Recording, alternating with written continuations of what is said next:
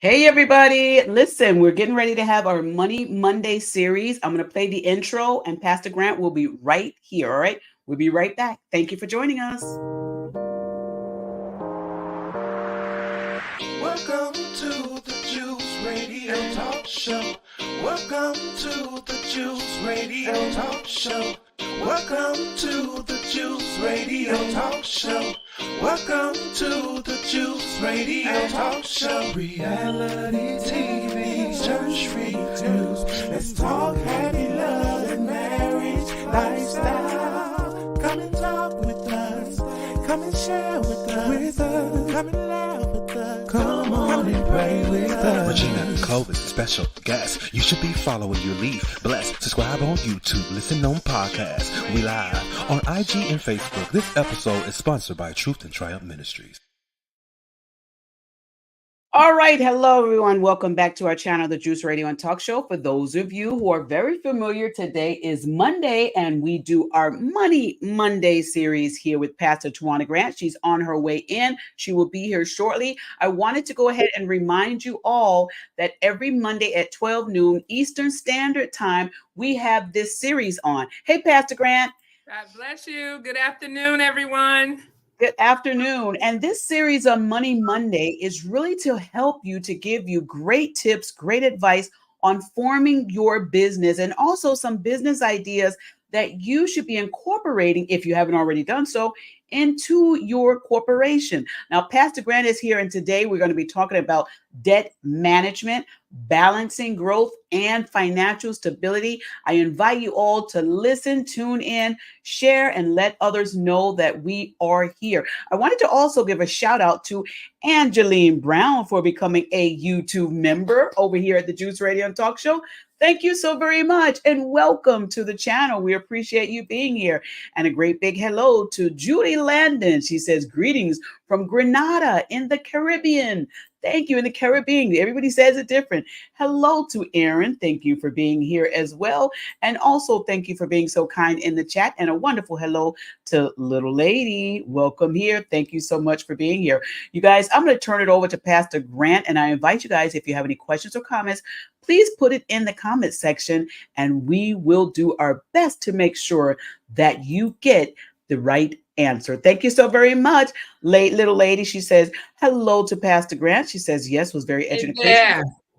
And she is calling from Oklahoma. Pastor Grant, thank you so very much for being here. I pray everything is blessed with you. I'm going to turn it over to you because I'm looking forward to hearing what you have to say.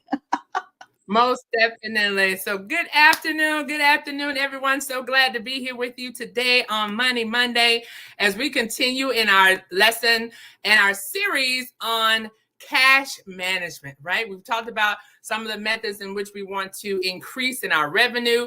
We talked about last week, one of the best things that we can do as we invest in our business, is to invest in ourselves. Right? We talked about we are the biggest asset of your organization. If you want to make sure that you are moving forward, if you want to ensure that you are increasing and being productive, you certainly have to reinvest in you. You are the best asset and the best return on your investment is to ensure that you are solvent, that you are healthy in mind, body, and spirit. We talked about making sure that you enable yourself with partnerships, that you enable yourself with mentors, that you enable yourself with enlarging your network, and then also talked about getting some rest. How many know that rest is imperative? Even on the seventh day, God rested. So rest is so important for you as an entrepreneur, as an innovator, as a business owner, as one operating even in ministry. You have to be able to rest so that you renew your heart, renew your mind. Sometimes you need to renew your vision. Because when you're tasked in it every day, when you're operating in faith, when you're moving forward in it every day, there's opportunity for you to get weary. That's why the Bible talks about don't be weary in well doing. For in due season, you're going to reap if you faint not. And the same is in your business. Don't be weary in it. Learn how to rest, renew, and revive. And so on today, we're going to continue on some of our discussions that we've looked at even before and previously to today, where we talked about debt management. Some of those things that we, as a business owner, that we need to consider, that we need to operate in so that we can look at ways that we can manage our debt, ways that we can reevaluate even what we're spending, evaluate where we're putting our money, where we are placing our strength. Know that money is a seed. And so where are you putting your seed in the best vineyard, in the best mechanism, instrument, or devices so that you reduce your business expenses while you are maintaining financial stability? So this is what we're saying. We're not saying shut everything down and stop doing what you've been doing. What we're saying is go back and take a reevaluation. It's very smart to do. Whether you do it on a quarterly basis, whether you do it mid-year, or definitely more than a yearly basis, I say you need to go back and revisit where are you against your projections. We talked about that before. It's so important because if you don't have a target, you don't know whether you made it or not. If you don't have a destination, you don't know if you're off track. You don't know how far you may have gone off track, and you don't want to wait to the end of the year to reassess, to reevaluate, and find out you are so far from hitting your target that there's no way you can catch back up and the amount of time that's left before the year close. And so the close of business or close of the year may be done based on your particular business, based on your particular field of study. Some, if you're operating from IRS, some businesses, they have to do an update quarterly so that you know where you are, so that you're paying your right taxes on time. And I think that's why I always recommend a quarterly revisit of where you are as far as your projections in revenue, as far as your projections in new business, and as well as your debt management. You cannot control what you do not monitor. Lord help. You cannot control it. You cannot evaluate what you don't inspect. One of the things I love, Dr. Walker says, you cannot expect what you don't inspect. And so debt management is an inspection of our organization, an inspection of our business, an inspection of our vision and ministry and purpose. And so you want to do an inspection. Why? Because you're giving the role of husbandman. You're giving the role of being a manager to the one who's responsible and accountable to ensuring its healthiness. And so as part of that role is to evaluate. I know somebody, people always say you don't want to judge. You need to evaluate. We're not judging, we're evaluating. Where are you against where you know you should be or where you had projected last year? Because we're now into second quarter. We have officially passed the first quarter year, and we're now in the second quarter. And so one of the things we want to talk about is that when you are strategically managing, what is strategically? That is managing against the plan, being strategic. We want to get out of the business of playing checkers, and we want to move to playing chess. We want to be strategic in what we do. We don't want to make it a mishap or something that happens to us unaware. We want to be watchful and mindful. We talked about the plans that we created. We already talked about a contingency plan, a planning for life, because life still happens. And so we're not exempt from the things that can happen with a business. We're not exempt from things that happen naturally in the earth. And so you want to prepare for that. So even debt management is a strategy. It is a strategy to hold on to certain things. It is a strategy to remanage and repivot and to put things and pull on different levers in your life so that you are maintaining stability, financial stability. So what happens when you have an incident, or what happens when you have to make a pivot? You're able to make the pivot successfully. Why? Because I've managed my debt. So that even if something arises up, I didn't plan on that bill. Something arises up, I didn't plan on that happen. Something that arises up, and now I have to address it. I have the ability to do so. A lot of times businesses do not fail because they did not have a good plan. What they didn't do is craft a strategy around the plan. Oh my goodness.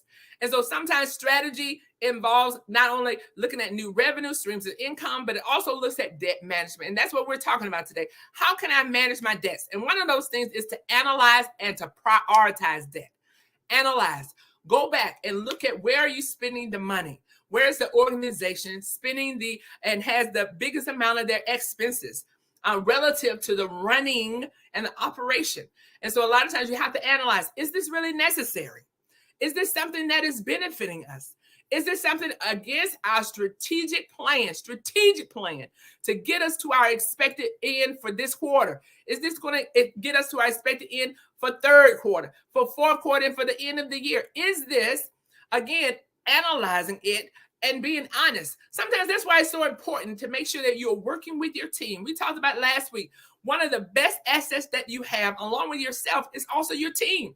These are people who have come into your life, will be enabling you in the things that you are called to be and do, and they will support you. They will encourage you. They will strengthen you. But one of the things we have to do is allow them to have a voice.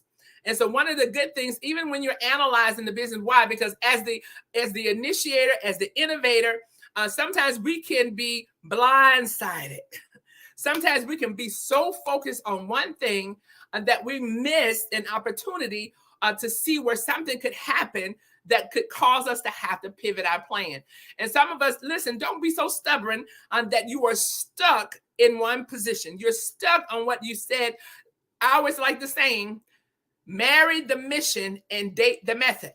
Meaning the mission stays the same. Where you're going, what you've been called to do, what your purpose is, that doesn't change. But how you execute it, how you get there may have to change depending on the demands, depending on the help that you have, depending on the cycle of your industry. Sometimes you have to shift things around. Sometimes you have to go into another lane. Sometimes you have to do something different. And so you have to be willing to adapt. You have to be willing to be flexible. And when you are doing debt management, you got to be willing to cut off what's bad. Yes. Even if you're loyal to it. Even if there was an idea that you crafted. Sometimes our ideas were for a season. Sometimes our ideas are for a season to come. And so we have to be aware and be discerning when we're making these decisions and we're analyzing. Put on your analyzing hat. Don't make it personal. Don't make it personal. Make it about the business. Do you want the business to grow? Do you want the business to advance? It doesn't matter who come up with the idea as long as you're going forward. Listen, when you get where you're operating in that type of posture and that type of attitude, it's all about where we're going. And so every person brings something to the table. And so even when you're analyzing, you not only need to analyze your debt, you also need to analyze the people who are also operating in different capacities. Because sometimes we've owned businesses. I know Regina owned businesses, and there's times when you have to make tough decisions. And that might include moving people out of the business because they are not advancing or they're not working in a way that is helping you to move forward. Or maybe they're very contentious. Now, I believe conflict is good. There is an amount of conflict that is very good. There is an amount of conflict that is good because it makes people think.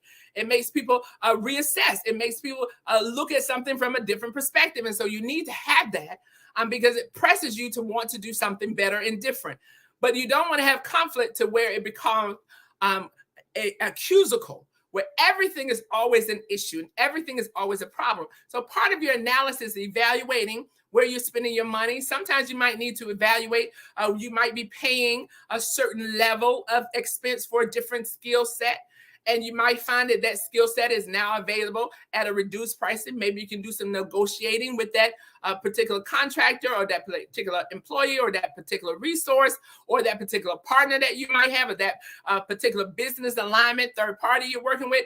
Always be looking at your expenses because that is a huge way to widen the gap. We talked about operating in the gap. You want your business to operate in the gap. What is the gap? It is the difference between what you bring in revenue and then what you send out in expenses. The larger that gap, the more you have to work with.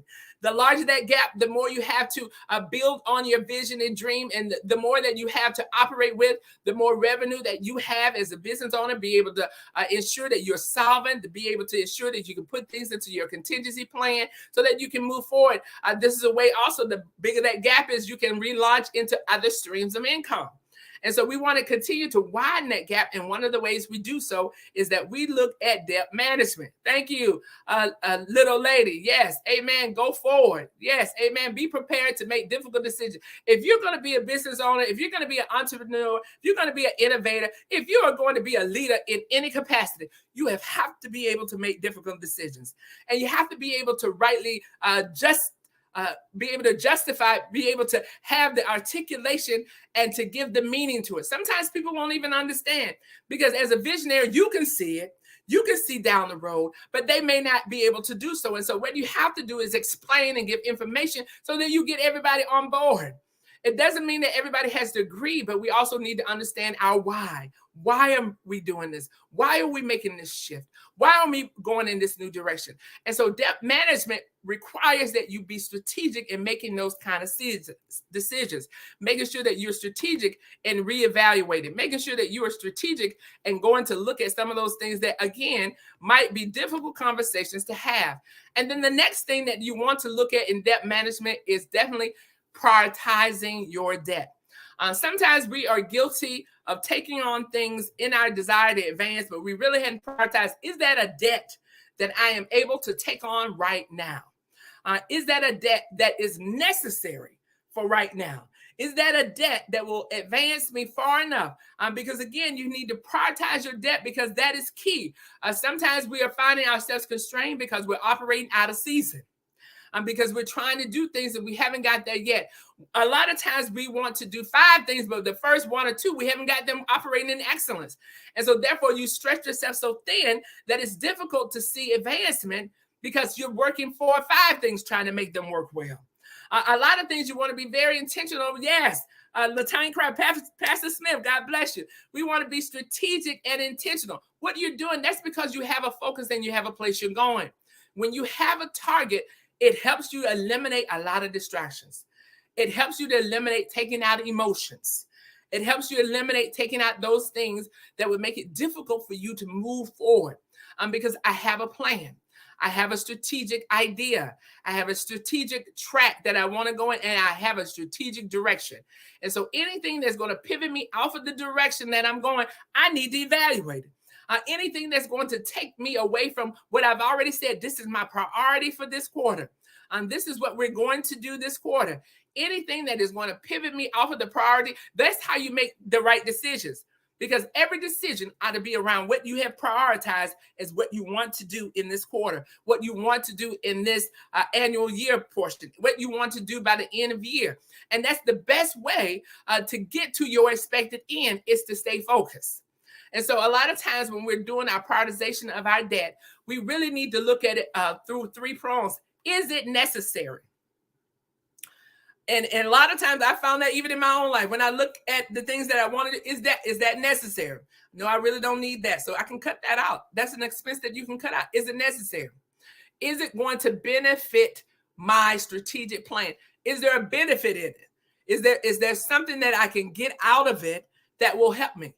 Is it something that I can get out of it that will give me a leg up? And so I want to say this and add on this particular portion because sometimes we always say everything has to be equated to a financial revenue.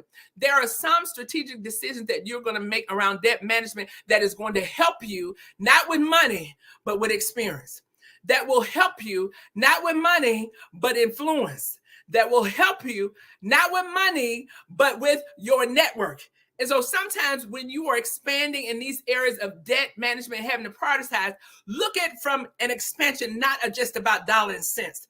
Because sometimes the decisions that you might make today, they may not bring you right now a financial revenue, but because you have expanded your network, because you have expanded your influence, because you have put your hands to something new and different, it will in the end give you a better return, ROI, return on investment. You're going to get a better return on investment because you gave into an area that you saw would lead to benefit. And so a lot of times we can scratch out some of our things on our debt prioritization list because they're not going to lead us to better benefit. So if it's not leading you to better benefit, then you need to evaluate whether it's necessary. So even when you're expanding, even if you're going forward, yes, little lady, it is necessary to cover my 4 walls, rent, food, etc. Those are some necessities. You know what you need to have when you're owning a business. You know that you need to have certain types of material. You know you need to have your supplies. You know that you need to be able to meet the demand of your organization, what you've committed to do. You've got to have those things are necessary. But what are those other areas that you know you're spending money in and there is no value to it? You're spending even time. Oh, Lord, when we talk about debt management, one of the things that we can never get back is your time. And so one of the ways that we can reevaluate so that we are prioritizing not just how we're reducing our expenses, but how do the weight of time that we spend in areas that do not lead us to benefit. That is an expense. That is a high expense. Where are we spending time in areas that are not leading us toward our goal? Because you can get back so much fortitude, so much advancement when we pour our time and our strength and our focus and our energy and things that are going to lead us to a benefit. We've often said focus plus consistency leads to progress. And so when we give our time into things that are not going anywhere, things that are not going to profit us any good, we have therefore caused a debt of time. We've wasted time. It is now gone. It is lost. But when we start looking back at prioritizing our debt, also prioritize our time in those things that we know will lead us to more revenue, that will lead us to more better position for advancement. How do I spend my time in areas? And sometimes that, again, we talk about adding to fluence, adding to network, adding to your experience, adding to your ability, those things that will ultimately lead you to advancement. And so again, one of the things we really want to talk about today is being intentional in our debt management. And sometimes it hurts. What do you mean, Pastor? Lordy mercy. Sometimes it hurts. Sometimes it hurts to make a decision, especially when you thought it would catch off very fast and it hasn't. And so now you have to reevaluate, how do I roll it out? Sometimes it wasn't all in the product itself. Sometimes it was the manner in which you market it. Sometimes you might want to look at, okay, that marketing method, that marketing form, that platform didn't work. So now how do I reassess? When you're looking at debt management and prioritizing, how do I now go back and reassess so that I look at it a different way? I have a different eye view. I have experience now. What we always say, you're never starting from scratch. You are starting from experience. And so what are my lessons learned? That is always a good revisit of the prior quarter. What are my lessons learned? Whether I put money in and it did not bring me profit back.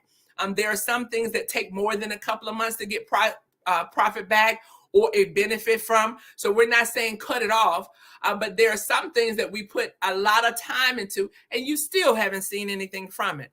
And so that's where you want to evaluate, and it might hurt. Sometimes it causes us to have to re-level set on relationships. We talked about before, how do we connect with vendors and how do we connect with third parties who might be able to do some of the things we've been doing, but they can do it faster, quicker, and cheaper. You might want to reassess that. Where you are doing it yourself, maybe there's an opportunity to create a partnership with someone or another business, and they can help you get it out faster, better, and less spend in your expenses. So you want to look at that. Sometimes one of the things that is very crucial when you're looking at debt management is sticking to your plan. Stick to your plan. One of the things we've seen is that we can get they always call it the New Year's resolution. We can go into the new year, we can have an awesome and amazing plan, but if you don't stick to it, you won't get the results of it.